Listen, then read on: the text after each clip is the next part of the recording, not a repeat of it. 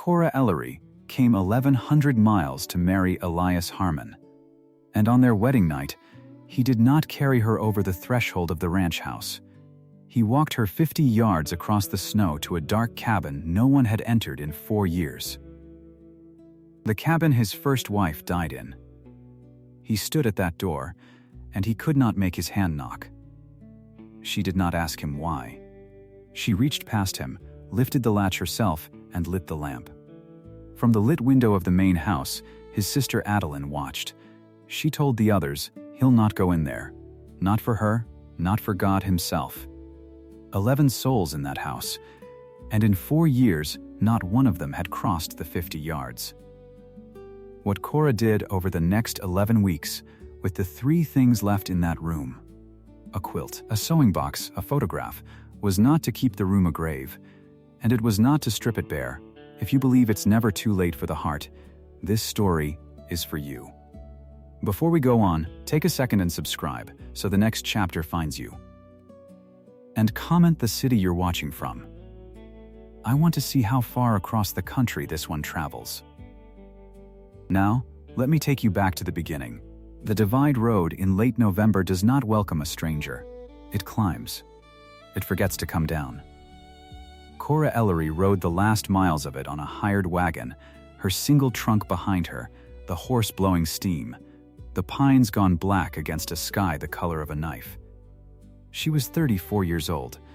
She had crossed most of a country to marry a man she had never seen, on the strength of 6 letters, and a photograph she had memorized so hard the face had stopped meaning anything. Palmer Lake sat below and behind her now. Ahead was the Harmon place. She saw the main house first. Big, square, yellow light in 3 windows. Smoke standing straight up off the chimney in the cold. A good house. A full house. She could tell that from the road, the way you can tell a full house by the noise it makes even when you can't hear it. Then she saw the cabin. It sat off to the side. 50 yards, maybe.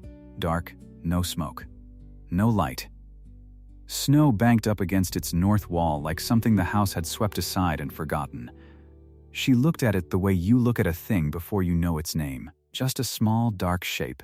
She had no idea then that it was going to be her whole life. Elias Harmon came out to meet the wagon. He was tall and he was shut, and those were the 2 things she learned about him in the first 10 seconds. 43, weathered. A good coat worn honest. He took her hand to help her down and let go of it as soon as her boots found the ground. Civil, careful, a man being correct with a woman because he did not know what else to be. You made it, he said. I did. Road's hard this time of year.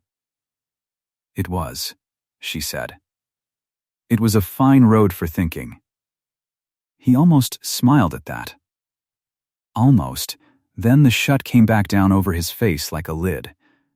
The wedding was brief, and it was in the house. A preacher had come out from town that morning and stayed on for it. Cora stood in her one good dress in the front room of the main house, and around her stood more people than she had expected. A tall woman near her own age, with a straight back and a straight mouth. A quiet man. Children, ranged by height. An old woman by the stove. 2 hired men with their hats in their hands. A girl of maybe 18. They watched her the way a household watches a thing brought in from outside to see if it will fit. The preacher said the words. Elias said his part low. Cora said hers clear. They signed a paper. It was done in the time it takes to boil a kettle. Nobody threw anything. Nobody sang. The tall woman, Adeline she would learn, poured coffee after and served Cora last. That night, Elias took a lantern from the peg by the door and said, I'll show you where you'll sleep. She thought he meant a room upstairs. She was wrong. He led her out into the snow. The cold up on that divide is not like other cold. It has edges. It gets into the seams of a coat and sits there. He walked ahead of her with the lantern swinging, and the snow squeaked under their boots, and she followed the light across 50 yards of open ground toward that small dark shape she'd seen from the road. He stopped at the door. She waited beside him. The lantern threw both their shadows long and thin across the snow. He lifted his hand. She saw him lift it. And she saw it stop, a foot from the wood, and hang there in the cold, shaking just slightly, the way a hand shakes when a man is asking more of it than it has to give. He could not knock. On his own door. On his own wedding night, she understood. In that moment, only that something in this man was broken in a place she couldn't see. She did not understand what. She would not understand it for weeks. But she had spent her whole life around broken and hidden things, and she knew the one wrong move was to ask. So she didn't ask. She reached past him. Her mittened hand found the latch, cold as a blade, and she lifted it. The door gave with a sound like a held breath let go. She stepped in ahead of him and took the lantern from his hand, gentle, the way you take a cup from someone who's forgotten they're holding it. She found the lamp on the table by touch. She lit it. Light came up yellow and small and filled the room. And the room had been waiting 4 years. There is a particular cold that belongs to a place people have stopped living in. It is not the cold of outdoors. It is stiller. The stove was dead and had been dead a long time. Dust lay over everything, thick and even, the way snow lies, a gray fall of it on the table and the shelf and the foot of the bed. The bedstead stood made up under a folded quilt. A chair sat pushed in at the table as if someone had just risen from it and would be right back. 4 years. And no one had come back. Cora Ellery, Cora Harmon now, an hour married, stood in the middle of a dead woman's room in her wedding dress and felt the cold take a shape around her. She did not weep. She did not run. She had nursed a dying aunt for the better part of 10 years, in a house crowded with that aunt's whole life, and she had learned a thing most people never have to learn. She had learned how to live beside the dead without stepping on them, and without pretending they were never there. She turned to Elias. He was still at the door. One boot on the sill. No further. "I'll need wood," she said. Plainly, as if this were any room, any night. "For the stove." He brought her wood. He set it inside the door, and he did not come past it. Then, he said goodnight, in a voice with all the paint scraped off it, and he walked the 50 yards back to the full yellow house, and left his new wife alone in the room his first wife had died in. Cora built a fire in the dead stove. She got it drawing. She sat by it until the shape went out of the cold. And she did not sleep in the bed that night. She slept in the chair. That was her own choosing, and it was the first decision she made in that room. It would not be the last. Morning showed her the truth of the place, and the truth was in the ground itself. She stood at the cabin window with a cup of coffee she'd made on the resurrected stove, and she watched the household come awake 50 yards off. And she saw the path. Not a path to the cabin, a path around it. Every track in that snow, every line worn by 4 years of boots between barn and house, and well and privy, curved, they gave the cabin a wide berth, all of them, without a soul deciding to. The whole place walked around this room the way water walks around a stone. She was living in the stone. They fed her in the main house. That was made clear without anyone saying it. She ate at the long table, and she slept in the cabin, and the 50 yards between the two was the exact measure of where she stood in that family. Welcome to the table. Not welcome to the house. Adeline ran that house. Cora saw it inside a day. Adeline Croft, Elias's older sister, 39, had run the Harmon place for 4 years, since the winter everything stopped. She ran it well, and she ran it whole, and she handed Cora nothing to run. Not a pot. Not a chore. Not a key. When Cora offered her hands, Adeline found them something small and finished and separate, the way you give a guest a task so they'll feel useful and stay out of the way. It was not cruelty. It was worse than cruelty, in a way. It was a door closed so gently you couldn't complain about the draft. On the third morning, Elias sat at the main house table with a ledger open in front of him and a face like a man made to look at a wound. Cora was clearing plates. She saw the book. She saw the way he sat over it, not reading it, just enduring it, a pencil in his hand going nowhere, and she heard him say a thing, half to the page and half to no one. "Your letters said you kept your aunt's house years after she was gone.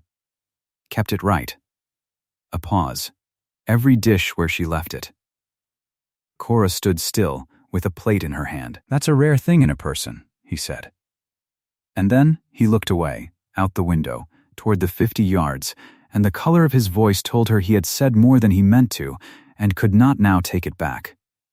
She thought it was a compliment. She let herself be warmed by it for exactly as long as it took to carry the plates to the basin. It was a compliment, but it was also something else, and she would not know what for weeks.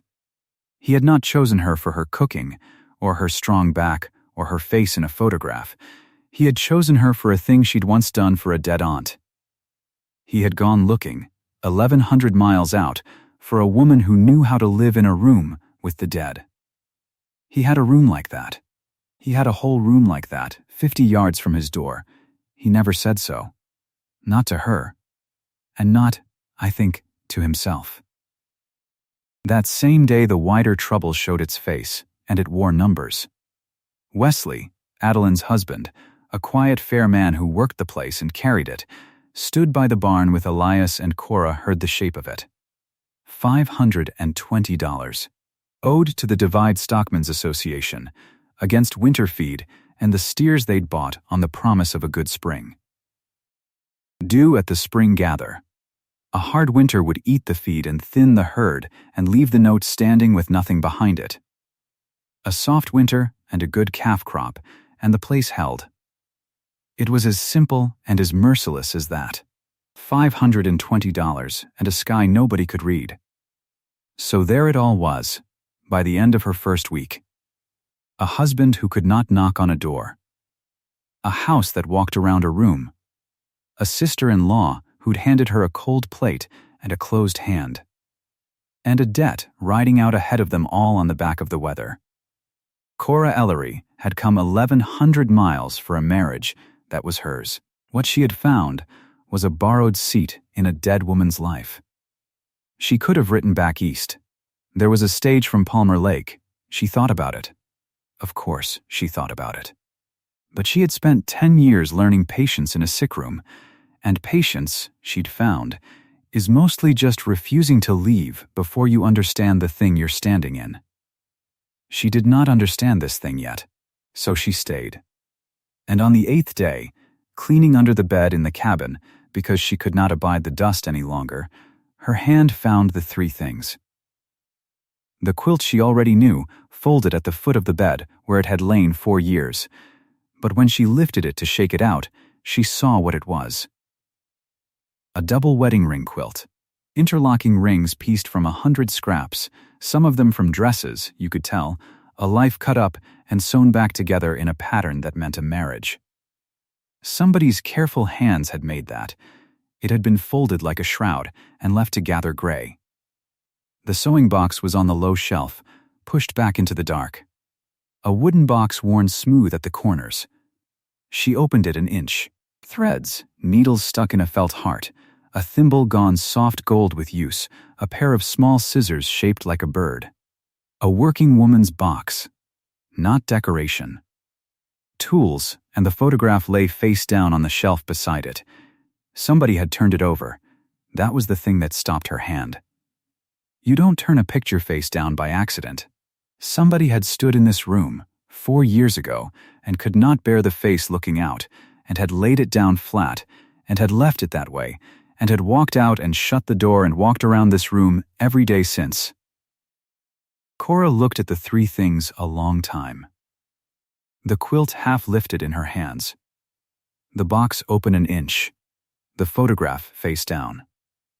And she set none of them. Not yet. She laid the quilt back exactly folded. She closed the box. She left the picture face down. She was not ready, and more to the point, they were not hers to move. Not yet. Not until she understood whose they were and why they'd been left like this. She had learned that too, in the sick room. You earn a dead woman's things. You don't just take them up. But she'd seen them now. And a room you've seen the heart of is a different room than a room you only sleep in. Then came Sunday, and the long table, and the whole of it laid bare in front of her at once. Sunday dinner was all of them. Every soul on the place at the one table. Adeline and Wesley. Therefore, Amos, who was 16 and already a man in the shoulders. Nan, who was 12 and watched everything. Silas, who was 9, and little June, who was 2 and sat on a lap. Wesley's old widowed mother, Hetty, silent by long habit.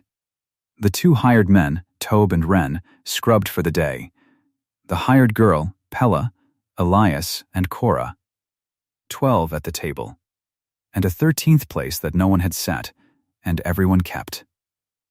She saw it slowly. There was a spot along the table's side, midway down, where the bench sat a little clear. No plate. No cup. And the food went around it. The dishes traveled hand to hand and lifted over that gap the way the boot tracks lifted around the cabin. It was Margaret's place. 4 years gone, and they still made room for her at the table without knowing they did it. The habit of a chair no one would fill. The snow came at the windows in the early dark. The lamp was lit. The room was warm and full and smelled of pork and coffee and wet wool drying, and it should have been the finest hour of Cora's week. But she felt the 50 yards through the glass. If she turned her head, she could see the cabin out there. Dark. Cold now that she'd let the fire die for the day, a small black shape holding down the corner of the yard. Her house, the place they'd quartered the new wife. In the grave. She kept her silence, and she kept it civil. She passed what was passed to her. She thanked Pella for the bread. And Adeline, ladling gravy, not looking up, said a thing to the whole table in a voice pitched low and even. Some things a house keeps sealed for a reason. Nobody answered. Nobody had to. The children looked at their plates. Wesley's jaw moved once. Elias went very still over his food. And Cora understood that the sentence had been aimed at her the way you aim a thing you can later swear you never threw, sideways, at the room, so the one it lands on can't pick it up and hand it back. She did pick it up, though, just not out loud. She sat with it through the rest of that meal, that 13th empty place beside her, and the snow at the glass, and the cold cabin waiting 50 yards off, and somewhere in the passing of the pie she stopped being a woman, waiting to be given a place in this family. She decided to take one. The next morning she stopped asking Adeline for work. She had a room. It was cold, and dead, and dusty, and it was, by the plain fact of where they'd put her hers, so she would keep it. Not as a grave. She would not turn it into a shrine to a woman she'd never met, pile it with flowers and never touch a thing. And not as an erasure either. She would not sweep the dead woman out the door to make space for herself. She'd watched people do both, in her sickroom years, and both were a kind of lie. She would do the third thing. The hard thing. She would make it a room where somebody lived. So she scrubbed the floor. On her knees with lye soap and cold water and a brush, she took 4 years of gray off the boards and found honey-colored pine underneath, worn pale in a track between the stove and the bed where another woman's feet had gone 10,000 times. She blacked the stove until it shone. She washed the one window until the divide came through it clean. She beat the dust out of the rug on the line. But the 3 things she left exactly where they were. The folded quilt. The closed box. The face-down photograph. She cleaned all around them. She studied them as she worked, the way you study a locked door you mean to open only when you have the right to. She was earning them. A little every day. And in among the cleaning, she did a thing that had nothing to do with the cabin at all, and it was the first crack of real light between her and Elias. She'd seen the ledger. She'd seen him sit over it, like a man at a graveside. So one evening, when the book was left on the main house table and the house had gone quiet, she took it, and she carried it back across the 50 yards to her lit cabin, and she squared it. She had a head for figures. The sick room had made her the keeper of another household's whole account for years. This one had been let go since 1884. 4 years of feed bills and cattle sales and hired wages entered in a hand that got worse, and then stopped altogether at a certain winter page and picked up again clumsy and grieved. She followed it all through. She found the errors. She found the money that had been lost track of in the confusion of that bad winter. She totted it clean, page by page, and she left it balanced to the penny, and she carried it back and set it exactly where he'd left it, and she said not one word about it. Elias found it 2 days later. She was outside, at the woodpile, and she saw him through the window, sitting down to the book with that same braced dread, opening it, and then going still. He turned a page, turned back. She watched him understand what had been done. He looked up once, out the window, and found her at the woodpile with an armful of wood, and their eyes caught across the cold yard. He didn't say thank you. He didn't say anything. He just looked at her a moment longer than a man looks at a stranger. Then he bent back to the book. But something had moved, a single degree. She felt it turn over in her own chest like a stove damper opening. He hadn't thanked her. And that was somehow better than if he had, because it meant it was too big to thank her for. The days built one on the next. She kept the room. She kept the fire. She sat at the long table and let Adeline's cold plates be cold. And somewhere in the 3rd week, on a morning like any other, standing at her clean window with her coffee watching the boot tracks curve around her house, the whole shape of the thing finally came clear to her, all at once, the way a word you've been reaching for drops suddenly into your mouth. He had not put her here to insult her. He had not even put her here only because the main house was full, though it was. He had put her here because he could not. He could not walk into this room. Not for 4 years. Not for warmth, not for the picture lying face down that must have been his to turn. Not for anything. And so he had gone 1,100 miles out into the country, past every woman near at hand, and sent for the one kind of woman he'd read about in a stranger's letters, a woman who kept a dead person's house without flinching, who had done it once already and could be counted on to do it again. He had married a woman he believed could open the room he could not. And he had never once said so. Not to her. Not to himself. Most likely, he dressed it up as a courtship and a compliment and a place at the table, and underneath it he had asked an enormous, unfair thing of a stranger and had not had the courage even to know he was asking it. Cora stood at the window and felt 2 things at the same time, the way you feel heat and hurt from the same stove. She felt angry, clean through, and she felt, underneath the anger, something she had not expected to feel for this shut and broken man at all. She felt sorry for him. Because a man does not build a moat around a room 50 yards long unless what's in that room could drown him. She did not know yet what was in it.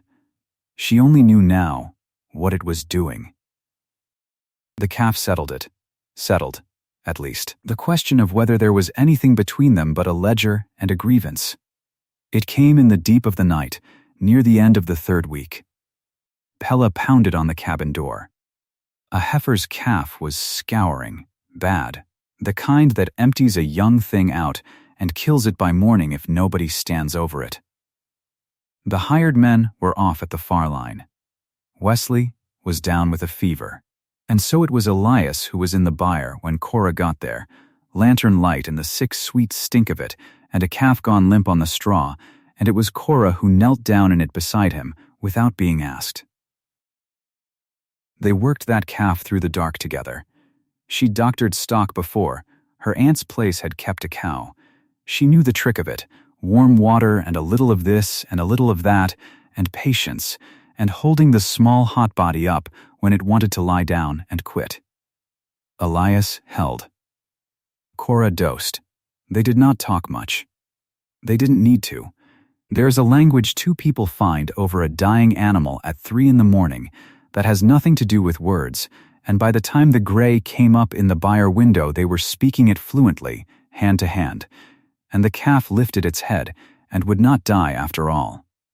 They sat back against the stall, both of them, spent right to the bone, filthy, steaming in the cold, and for a moment neither one of them was a stranger the other had married by mail. They were just two tired people who had saved a small life together in the dark, which is one of the oldest ways there is of coming to love somebody, and neither of them dared to call it that.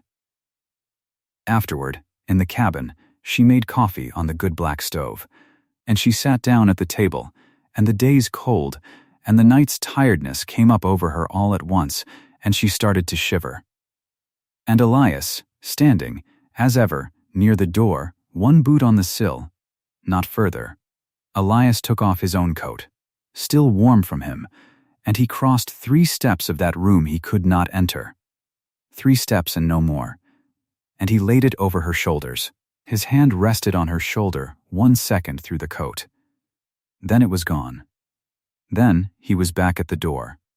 But he had crossed 3 steps into the room. She sat very still and did not let him see that she'd counted them. The days after that were softer, though nobody would have said so out loud. He came to the cabin door of an evening, sometimes, with a thing to say about the stock or the weather, and stood on the sill and said it and went. She began to keep 2 cups by the stove. And then one evening near the end of that 4th week, he came to the door in the last of the light, and he did not talk about the stock. He stood on the sill. He looked past her into the lit room, at the swept floor, the shining stove, the made bed with its folded quilt, all of it clean now and warm, and lived in a way it had not been in 4 years. And she watched his face do a thing she had not seen it do. It broke open. Just a little. Just at the corner. He said a name. Margaret. Just the one word. Plain and low, and cracked clean through the middle. The first time, Cora would understand later, that he had said his first wife's name aloud in 4 years. He said it looking into the room, not at Cora, not at anyone. As if the name had been sitting in his throat since 1884, and the warm, clean room had finally shaken it loose. Then he shut his mouth. And whatever else was behind that name, and there was so much more behind it, a whole winter of it, a locked and buried thing she had no idea yet even existed, he could not get it past his teeth. His jaw worked. His hand found the door frame and held it. And then he turned and walked the 50 yards back to the yellow house and left her standing in the light. Cora did not go after him. She did not call out. She had spent 10 years learning when to let a thing stand, and this was such a time. She stood in the doorway and watched him go small across the snow, and she looked back into the room at the 3 things she had left untouched all these weeks. The quilt. The box. The face-down picture. He had said the name. And standing there in the doorway with his one word still hanging in the cold air, Cora Harmon understood that she had come, at last, to the edge of a decision. She had earned this room. She knew that now. She could feel it the way you feel a fever break. The waiting was over. She knew, standing there, exactly what she was going to do with those 3 things, and she knew that when she did it, in the plain light of the next morning, where the whole main house could see, there would be no undoing it, and there would be no walking around it. She looked at the folded quilt a long time. Then she blew out the lamp, and she lay down in the dark to wait for morning, and for the first time since she'd come 1,100 miles to this cold and broken place, she was not afraid of what the morning would bring. She was ready for it.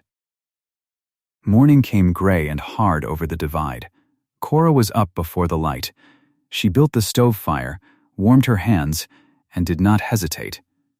She had waited 11 weeks for this. She would not wait another hour. She went to the foot of the bed. The double wedding ring quilt lay folded there, just as it had lain for 4 years. She lifted it in both arms. It was heavy with dust and with cold. She carried it out the cabin door and into the plain white light of the yard, where the whole main house could see, where the 50 yards ran open between the two buildings like a wound. She hung it on the line. Then she beat it. She took the flat of her hand and she struck the quilt, and 4 years of dust rose off it and drifted away over the snow. Once, again, the dust came up in clouds, and the pattern underneath came clear. Rings joined to rings, rose and cream and a faded blue. A wedding quilt. Somebody had made it by hand for a marriage, and then it had been folded away to die. Across the 50 yards, the main house door opened. Adeline came out into the cold without a shawl. She crossed the yard fast, her mouth already set.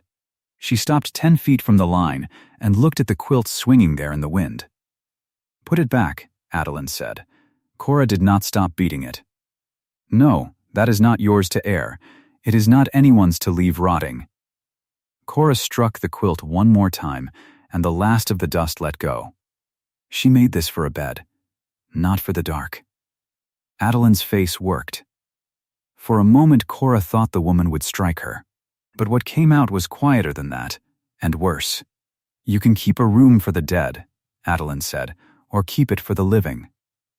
I've kept both, and I know you cannot keep both at once." Cora turned and faced her then. The wind pulled at the quilt between them. "I chose the living," Cora said, "and I left her the light." Adeline had no answer for that. She looked at the quilt a long moment. Then she turned and went back across the 50 yards, and she did not look back, and she shut the main house door behind her. Cora let the quilt hang in the sun all day. That night, she made up the cabin bed with it. She slept under the dead woman's wedding quilt, warm for the first time, and she did not dream of anything at all. The days after that were work, and the work was the healing. She opened the sewing box. She lifted the lid on the threads and the needles set in their felt heart, and the well-used thimble, and the little scissors shaped like a bird. She did not put them away in a drawer. She set the box on the cabin table where the light fell, and she began to use it. The children of that house had winter clothes gone thin at the elbow and the knee. Cora mended them. Silas had a coat with a torn pocket.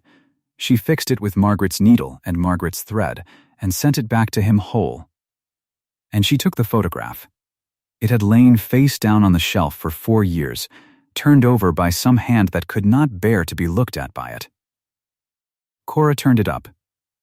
She stood it against the wall where it could see the room.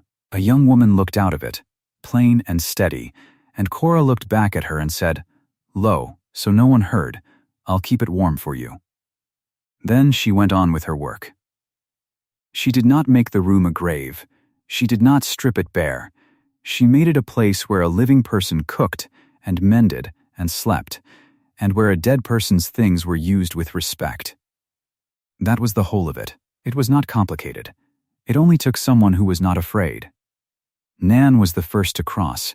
The girl was 12, and she watched everything. One afternoon in the 3rd week, Cora looked up from the sewing box, and Nan was standing in the cabin doorway. No one had sent her. She had come the 50 yards on her own. "Is that Aunt Margaret's box?" Nan said. "It is. Mama says nobody's to touch it." "I'm touching it," Cora said. "I'm mending your brother's coat with it. Come see."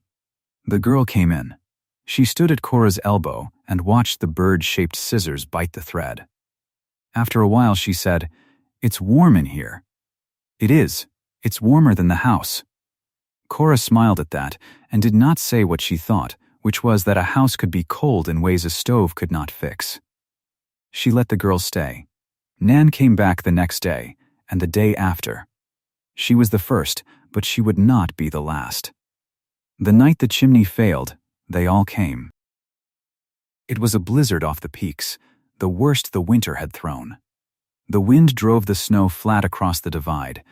Sometime past midnight, the main house stovepipe choked on its own soot, and the chimney backed up, and the smoke came pouring into the rooms where 11 people slept. Cora woke to shouting across the 50 yards. She saw lamps swinging in the storm. She threw the cabin door open. They came to her. They came because the cabin stove was the only sound stove on the place, the one they had walked around for 4 years, the one nobody would light. Adeline came carrying June, the baby, wrapped tight. Wesley came with Silas on his hip. Amos and Nan came stumbling through the drifts. Old Hetty came, and Tob and Ren the hired men, and Pella the hired girl.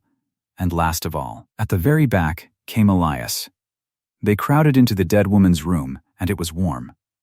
Cora built the fire high. She set water on. The children were laid down on the bed under Margaret's wedding quilt, 3 of them across it, and they slept.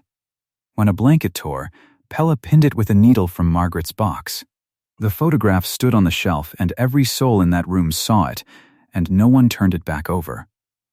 The room the whole place had avoided for 4 years was, for one night, the only reason they were not freezing to death. Adeline sat by the bed. She watched her own children sleep under her dead friend's quilt. And Cora saw the woman's face break, saw it come apart in the lamplight, and Adeline wept, silent, and would not say why, and no one asked her. Elias stood at the door. Even then, even with the storm at his back and 11 people warm inside and the children of his own blood asleep in that room, even then he could not come fully in. He stood at the threshold with one hand on the frame. His face in the firelight was a terrible thing to see. Cora watched him from across the room and understood, all the way down, that whatever kept this man out of this cabin was not stubbornness and was not spite. It was a wound. And it had not closed in 4 years. She said nothing. She let him stand where he could stand. She gave the children more wood, and she waited on the morning. The storm broke by dawn. They cleared the main house pipe, and one by one they crossed the 50 yards back. The cabin emptied, and Cora thought, foolishly, that something had turned for good. But the winter was not done with them. It was Adeline who said it. It came the second week after, and it came in daylight, and it came where Elias could hear. Cora was at the line taking down wash. Adeline crossed to her, and there was something wild in her face, something that had been building since the night she wept over the quilt. She did not lower her voice. She meant it to Carrie. "He didn't marry you," Adeline said.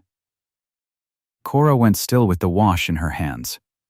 "He couldn't set foot in that room," Adeline said. 4 years he couldn't. So he sent away for a woman who'd do it for him. 1,100 miles. He read your letters and he found the one line that mattered, that you'd kept your aunt's house years after she was dead, and kept it right, and he bought that. He didn't buy a wife. You are not his wife. You're what he hired to open a door he couldn't open himself." Cora had known it. She had known it for weeks. In her bones, without the words. But there is a difference between knowing a thing and hearing it said out loud in the cold. The words landed on her like a blow. She turned. Elias was there. He had come around the corner of the barn and he had heard, and he stood in the snow with his hat in his hand. "Tell her she's wrong," Cora said to him. He did not. He stood there. His jaw worked, the way it always worked, the way it had worked at the cabin door the night he said Margaret's name. And no words came, and his silence was the whole answer. Cora set down the wash. "All right," she said. That was all. All right. She went into the cabin, and she took down her valise. She folded her few things into it, slow and steady, the way she did everything. She would not weep in front of them. She had come 1,100 miles with dignity, and she would leave with it. She was not a tool a man kept to spare himself a walk he owed. She had been that once, keeping another woman's house among another woman's things, and she had chosen it then. She would not be made into it now, against her will, by a man who could not even say the word. She would take the stage from Palmer Lake. She would go.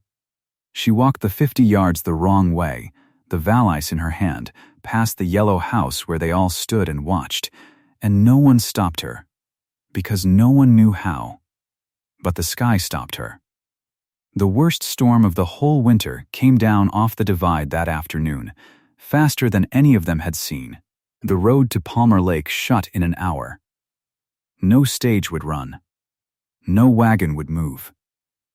And by dark the main house chimney was failing again, choked and smoking, the pipe packed with soot from the last blow, and once again the only sound stove on the place was in the cabin.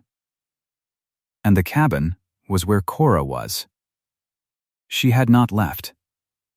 She could not leave. She sat in the warm room, with her valise packed by the door, and she listened to the wind, and she waited to see what a man would do, when the walk he had refused for 4 years was the only walk that could keep his family alive. She heard the main house door. She heard nothing else for a long time, only the wind. She pictured him crossing. 50 yards. 50 yards through a February blizzard, the snow to his knees, the wind trying to take him off his feet. 50 yards that had taken him 4 years. Then a knock came on the cabin door. He knocked. He did not lift the latch. He did not push in.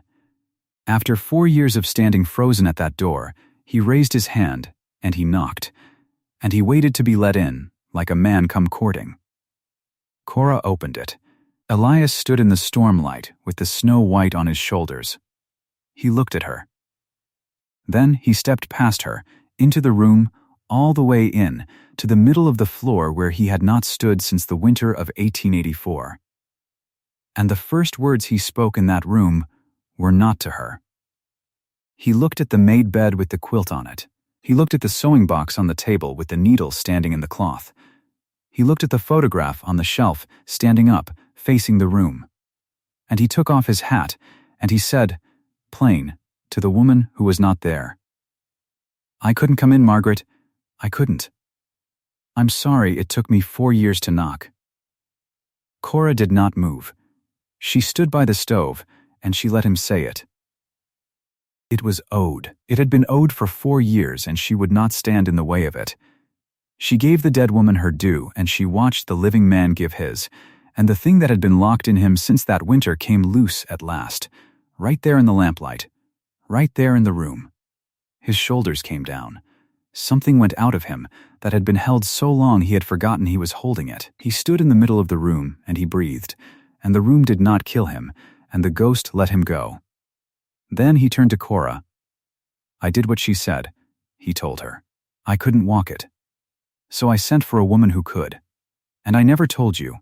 I let you think, I let you carry it, and I never once said it out loud, and that was the worst thing I ever did to a person. Worse than leaving that room shut. I made you the reason I couldn't come in." Cora said nothing. She let him finish. "I don't want you to be that anymore," he said. "I want you to be the reason I can." He turned his hat in his hands. He was not a man for speeches, and this was near the end of what he had. "Stay," he said. "Marry me proper." 4 words. The papers had been signed in November. This was the vow. Cora let the pause hold. She let it hold a long moment, because he had made her wait 11 weeks, and because some things must be felt before they are answered. Then, she did not say yes with her mouth. She crossed the room. She took his chair, the chair that had one place at the cabin table, and she moved it, and she set a second place beside the first. 2 places now. He looked at the 2 chairs. And a man who had not wept in 4 years put his hand over his eyes and stood in the middle of the room his wife had died in, and let it come. The morning after the storm was still and blue and cold. Across the 50 yards, the main house woke to a thing it had not seen in 4 years. The cabin chimney was drawing clean. A thread of smoke rose straight up into the still morning air, and through the frosted glass they could see the cabin window lit, and the lamp on the table, and 2 people sitting at it. They came across, one by one, and each of them met it in their own way. Nan came first. She ran it ahead of everyone, the 12-year-old, her breath streaming, and she banged the cabin door open and saw the 2 chairs and her uncle Elias sitting at the table inside the room, and she laughed out loud with the pure delight of a child who has watched a hard thing come right. She did not ask a single question. She only ran back to tell the others what she had seen. Wesley came and said nothing. Wesley had been caught between the 2 women all winter and had never taken a side because he was a fair man and a quiet one. He looked in at his brother-in-law sitting in the room, and he looked at Cora at the stove, and he nodded once. Then he went to the woodpile and carried in an armload of split wood and stacked it by the cabin stove, because that was how Wesley said the things he could not say. Hetty came, Wesley's old mother, silent by habit. She looked at the made bed and the box and the picture, and she went to the shelf and took down the kettle and set a second one on to boil, because now there were 2 in the cabin, and 2 needed 2 kettles, and that was Hetty's whole speech on the matter. The hired men came, Tobe and Wren, and they stood in the yard and touched their hats to Cora, not to the lodger quartered in the grave, but to the wife of the place. She saw the difference, and she took it. Adeline came last of all. She crossed the 50 yards slow. She stopped in the cabin doorway, in the very place where her brother had stood frozen for 4 years and could not step through. And Adeline stepped through. She came into the room, and she looked at it. She saw Margaret's wedding quilt on a made bed, aired and warm.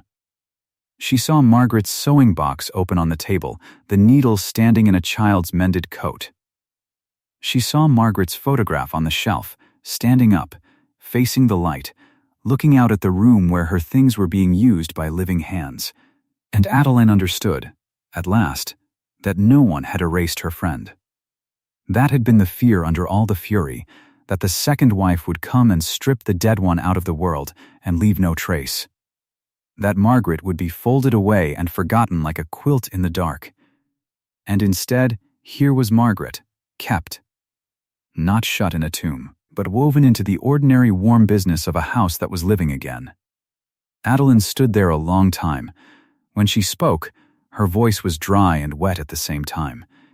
She'd have wanted it used, Adeline said. And that was the end of the war between them. There was no embrace. These were not embracing women. But Adeline sat down at the cabin table and took a cup from Hetty's second kettle, and she drank it in the room she had kept sealed for 4 years, and something in her, too, was let go. Spring came late and good to the divide. The calf crop was strong. The steers wintered better than the note had feared. When the spring gather came, Elias rode down to it and paid the $520 owed the Divide Stockmen's Association, every dollar of it. And he tore the note in 2 in the association office and carried the halves home in his coat. The place held. The winter that could have broken them had, instead, been the making of them. And the cabin stayed lit. The 50 yards between the 2 houses, that had been a moat for 4 years, wore down under daily feet into a path smooth and plain. The children ran it. Wesley walked it with wood. Adeline crossed it without thinking. It was just the way from one warm room to another now. It was not a wound anymore. It was a path. The 3 things stayed where Cora had put them. The quilt on the bed, the box on the table, the picture on the shelf. The first wife kept, plain and honored, and the second wife not disappeared into her shadow, but standing in her own light beside her. 2 women, in the end, in the one warm room, one gone and one living, and neither one erased. Elias could walk into that room now any hour of the day or night. He came in stamping snow off his boots and hung his hat on the peg and sat down to his supper across from his wife, in the room where the worst thing in his life had happened, and it did not kill him. Because it was full of life again. One evening near the end of it, with the lamp lit and the 2 of them at the table, Elias looked at the quilt on the bed, the wedding quilt that had lain folded in the dark for 4 years like a shroud, and was now a made bed for a living marriage, and he said, "Lo, I don't know how you did it." Cora threaded a needle by the lamp. She did not look up. She only gave him the one dry line, the whole of what she had learned in a life spent keeping house among the dead. "I never took her place," she said. "I only kept it warm." The lamp burned. The stove ticked. Outside, the February that had held them so long had gone off the mountains at last, and the spring stood over the divide, and the 50 yards lay quiet in the dark between two houses that were. Now, one home. That's the story. If it moved you, if you believe a heart can still turn, no matter how many winters have shut it, leave a like and comment the city you're watching from. I want to see how far across the country this one travels. The spring gather came the second week of May, when the snow was still on the high country, but the lower pastures had dried enough to move cattle. Elias rode out with Wesley and the two hired men before first light, the way he had done every spring since he came to the divide. But this year, when he rode back in at the end of the third day, trail dusty and quiet the way a man gets when he has been a long time on horseback with his own thoughts, he went first to the cabin and not to the main house. Cora heard the horse and had coffee on the stove by the time he stepped through the door. He laid the association receipt on the table, the note with it, marked paid and torn along the line where a debt goes when it is done. $520 settled at the spring gather. The Harmon place had held. He did not say anything about it. He only sat down and wrapped his hands around the coffee and looked at the receipt, and then at her, and then at the photograph on the shelf. She poured her own cup and sat across from him. Outside the window, the 50 yards of path ran clear and dry now, the mud dried and the grass showing green along the edges of the track where boots had worn it all winter. The children used it freely. Nan had taken to sitting at the cabin table to do her schoolwork, a habit that had started when the chimney failed and never fully ended. Silas came for biscuits. Even Hetty, Wesley's mother, had crossed it twice without being asked, the second time to bring Cora a paper of dried herbs she said were good for a stew. Adeline had not been back inside, but she had stopped steering around the door when she passed, and that was its own kind of thing. The quilt lay on the bed behind them, made up neat, its double wedding ring pattern showing clear in the afternoon light through the east window. Cora had washed it in March, when the cold broke enough to hang it on the line without freezing stiff, and it had dried in 2 hours of April sun. The colors had come back a little, red and white and a faded yellow that might once have been gold. Elias looked at it a long moment. "She pieced it," he said. "2 winters. Finished it the spring before she was gone." Cora already knew. She had known from the first night she spread it over herself in the cold, from the small, even stitches and the care in the pattern. A woman does not sew like that for a room. She sews like that for a marriage. It deserved to be used, Cora said. He nodded. He drank his coffee.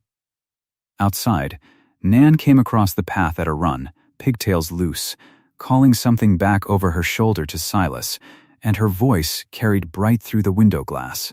Elias watched her cross the 50 yards without breaking stride, and disappear into the main house, the way the young move through a world that has already been made safe for them, not knowing the cost of the safety.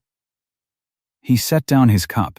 He reached across the table, not for her hand, just for the edge of it, the way a man reaches for something solid when the ground beneath him has been uncertain a long while. "Spring's a good one," he said. "Yes," she said. That was the whole of it. A man who had spent 4 years walking around a door, and a woman who had spent 11 weeks walking through it, and a spring that was good, and the note torn, and the place holding, and the path worn smooth now, between 2 buildings that had become one home.